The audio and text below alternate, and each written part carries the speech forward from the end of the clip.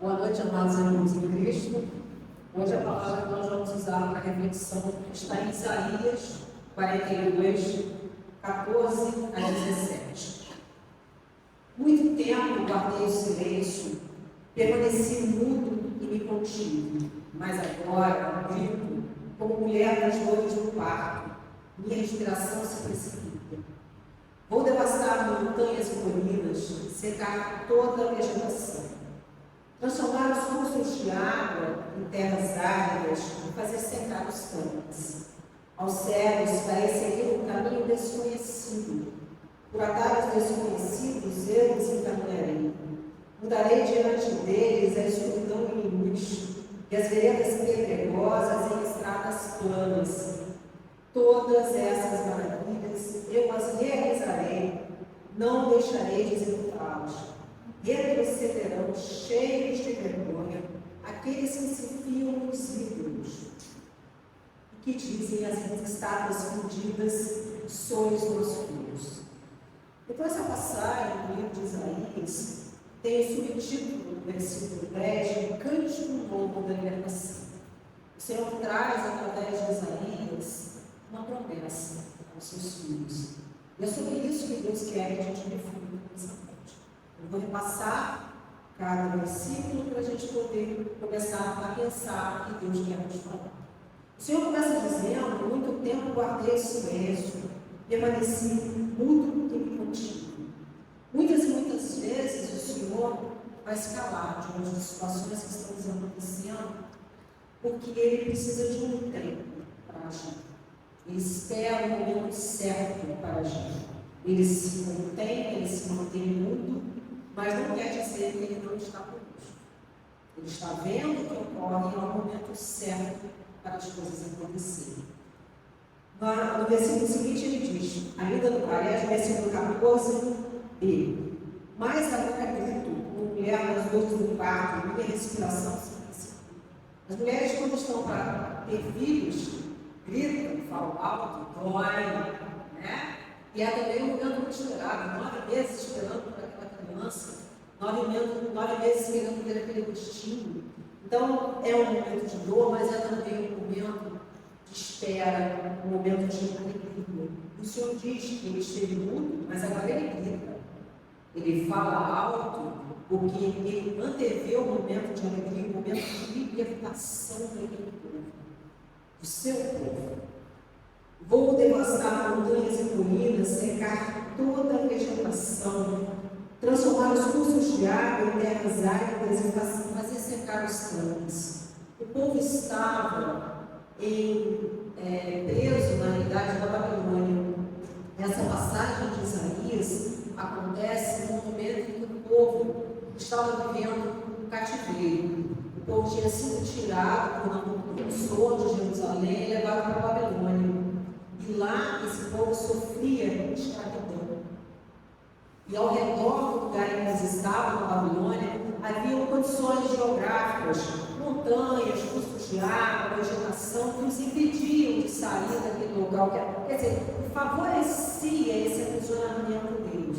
Então é isso que o Senhor diz: eu vou devastar montanhas e colinas, eu vou acabar com essas montanhas e colinas, eu vou secar toda a vegetação, vou transformar os cursos de água em terras áridas, quer dizer, vai secar essas águas, né, para que o povo passe. Vou fazer secar os tanques, tudo que estiver ao redor ali daquela região em que eles estão presos vai ser removido, porque Deus quer salvar seu povo. Ele vai tirar as dificuldades para fazer com que esse povo possa alcançar a liberdade. Aos céus farei seguir um caminho desconhecido, por atalhos desconhecidos eu os encaminharei.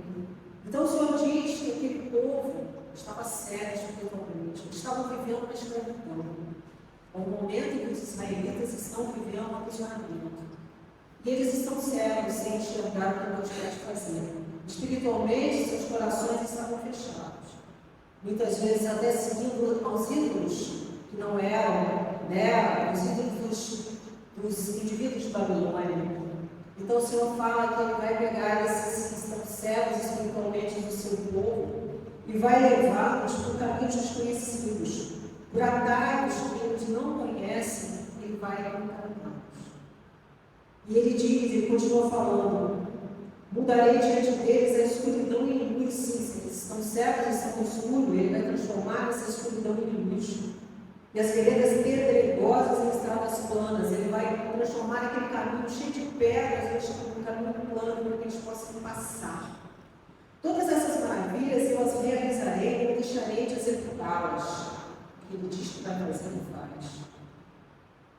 Retrocederão cheios de vergonha aqueles que se firmam nos ídolos, aqueles que estão confiando em ídolos e que dizem as estátuas fundidas: sois nosso Deus. Então ele fala que aqueles que estão acreditando em outros deuses que na realidade são falsos, porque só existe um único Deus, que ele vai trazê-los de volta para si e eles ainda virão envergonhados, porque perceberão que confiaram no que é falso. O Senhor trouxe essa passagem hoje para nos falar? Ele vem falar de libertação. Essa libertação não é só para os israelitas que estavam aprisionados durante a escravidão lá na região da Babilônia. Essa libertação é para nós. Ele hoje traz esse texto de Isaías, um dos grandes profetas. Isaías foi um dos maiores profetas bíblicos. Ele veio trazer esse texto de Isaías justamente para nos fazer pensar no que Ele quer fazer com as nossas vidas. Ele é o Deus que pode nos libertar de tudo que estejamos vivendo. Assim como Ele trouxe o povo da Babilônia, Ele usou Ciro, o rei da Pérsia, para tirar esse povo que estava lá preso, aprisionado na Babilônia, para trazê-los novamente para Jerusalém, a terra prometida que Ele já havia dado ao seu povo. Então, o Senhor veio falar disso para nós hoje. Porque como eles, como os israelitas, nós temos o hábito de achar que Deus não está olhando para nós. Muitas vezes os cegos espiritualmente somos nós. Nós não enxergamos toda a graça que Ele tem para nós, porque essa graça está demorando a chegar. A gente acha que as demoras de Deus, muitas vezes, são demais para nós. Não queremos esperar, queremos para agora, queremos do nosso jeito, quando nem sabemos o que é melhor para nós. Então hoje o Senhor vem falar justamente como é importante que a gente aprenda a esperar e confiar no nosso Deus. Ele é o Senhor de todas as coisas. Ele sabe todas as coisas. Enquanto o povo estava lá em Babilônia sem saber o que Deus planejava, Deus já começava a movimentar Ciro, rei da Pérsia, e tirar esse povo das Babilônias. Então, a gente precisa deixar para Deus ser o Senhor das nossas vidas. Que Ele exerça esse senhorio nas nossas vidas. A justiça de Deus vai ser feita no tempo dele. Deus não faz algo que é bom só para um. Ele vai fazer com que o benefício para uma pessoa aconteça sem prejudicar a outra. Então a justiça de Deus se estabelece no tempo certo. Ele é um Deus que vai buscar sempre o que é mais correto. O braço dele fará a justiça acontecer, e isso no momento certo. Mas para isso é preciso que a gente deixe Deus ser Deus. Nós queremos governar as nossas vidas. Nós queremos estar na frente das situações, nós achamos sempre que é melhor. Muitas vezes a gente chega para Deus, até o nosso pedido é: Senhor, eu preciso que o Senhor me dê aquele emprego.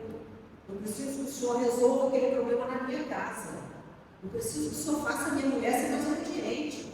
Eu preciso que o Senhor faça meu marido ser mais dócil. Enquanto nós deveríamos dizer para Deus: Senhor, eu te entrego o meu desemprego.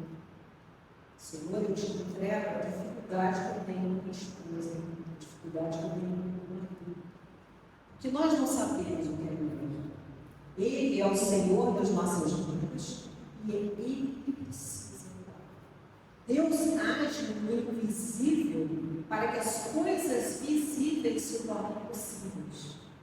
Então, quando a gente acha que Ele não está agindo, Ele já está. Quando os nossos olhos ainda não veem a graça, Deus não está trabalhando nela muito bem. Trabalhando nela a nosso favor muito bem. Só que como a gente não entende, a gente não sabe disso. Por isso que a gente precisa deixar que Ele seja o Senhor. Que Ele é soberano. tudo com tempo, sabe das coisas lá na frente, muito antes delas acontecerem, ele sabe. Então ele usou Isaías para falar de coisas que ainda estavam para acontecer. Ele usa esse profeta para falar da graça que ele vai conceder ao povo, da libertação, da justiça que ele vai exercer. E a gente precisa deixar que a vontade de Deus se faça nas nossas vidas. Temos preocupações excessivas, medo demais, guardamos muitos rancores, muitas mágoas, muitas vezes não queremos conceder perdão. Por que eu vou perdoar fulano se o certo sou eu? Perdão não é ser concedido nessa situação. Se Deus fosse conceder perdão, sempre que, achando, ele é sempre que está certo, mas ele concede perdão para nós, naquelas situações mesmo em que o erro é muito grande da nossa parte. E a gente precisa entender que o perdão é uma graça. Dar ao outro uma nova chance, um novo momento, é uma graça. Então a gente precisa aprender a deixar que o senhorio de Deus se exerça, aconteça nas nossas vidas, porque a gente atrapalha o poder de Deus com essas preocupações excessivas, com esse medo, com os rancores, os ressentimentos, a falta de perdão.